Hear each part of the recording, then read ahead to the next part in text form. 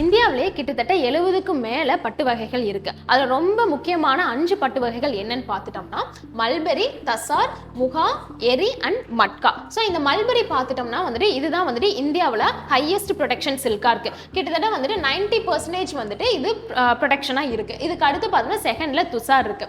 அடுத்து முகா. ஸோ இது பார்த்துட்டோம்னா அஸ்ஸாம்லேயே வந்துட்டு எக்ஸ்க்ளூசிவா ப்ரொடியூஸ் ஆகிற சில்க் தான் வந்துட்டு இந்த முகா சில்க். அடுத்து எரி. ஸோ எரி சில்கை வந்துட்டு அஹிம்சா சில்க்னு சொல்லுவாங்க. ஏன் அப்படின்னு பார்த்துட்டோம்னா ஸோ எந்த ஒரு பட்டுப்புழுக்களையுமே கொல்லாம அதிலிருந்து பட்டை எடுக்கிறதா வந்துட்டு இந்த எரி சில்க். ஸோ அதனால தான் இது வந்து அஹிம்சா சில்க்னு சொல்லுவாங்க.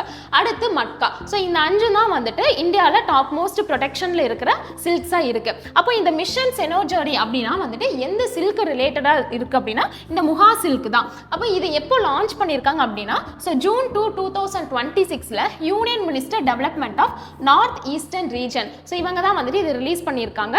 ஸோ இது எதுக்காக இதை லான்ச் பண்ணியிருக்காங்க அப்படின்னு பார்த்துட்டோம்னா இந்த முகா சில்க் இருக்குல்ல, இந்த முகா சில்கை வந்துட்டு வேர்ல்டு லெவலில் ஒரு லக்ஸுரி பிராண்டாக வந்துட்டு கொண்டு வரணும் அப்படின்றதுக்காகவே இந்த மிஷனை வந்துட்டு அவங்க லான்ச் பண்ணியிருப்பாங்க.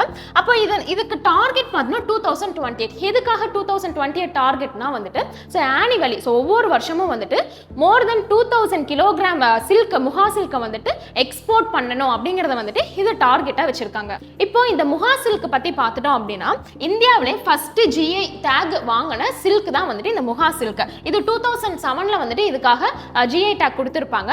அடுத்து வேர்ல்டுலயே ஒரு கோல்டன் சில்க் அப்படின்னு பார்த்தோம்னா முகா சில்க் இருக்கு. இது எக்ஸ்க்ளூசிவா வந்துட்டு ஸோ அஸ்ஸாமோட ஒரு யூனிக் சில்காவும் இருக்கு. இது அந்த வந்து சில்க் அப்படின்னாவே வந்துட்டு எது ரிலேட்டட் அப்படின்னா செரிகல்ச்சர், அதாவது பட்டு வளர்ப்பு. அப்போ இந்த செரிகல்ச்சரை கண்ட்ரோல் பண்றது அப்படின்னு பார்த்துட்டோம்னா சென்ட்ரல் சில்க் போர்டு. ஸோ இவங்க தான் வந்துட்டு இதை கண்ட்ரோல் பண்றாங்க. இந்த சென்ட்ரல் சில்க் போர்டை எப்போ ஸ்டார்ட் பண்ணியிருப்பாங்க அப்படின்னு பார்த்துட்டோம்னா 1948 ஸ்டார்ட் பண்ணியிருப்பாங்க. இதனோட ஹெட் குவார்ட்டர்ஸ் எங்க இருக்குன்னா பெங்களூர்ல இருக்கு. அப்போ இது வந்து எந்த மினிஸ்ட்ரி கீழே வருது அப்படின்னு பார்த்துட்டோம்னா ministry of textiles. So ministry of textiles கீழே தான் வந்துட்டு இந்த செரிகல்ச்சர் அப்படிங்கிற அமைப்பு வருது.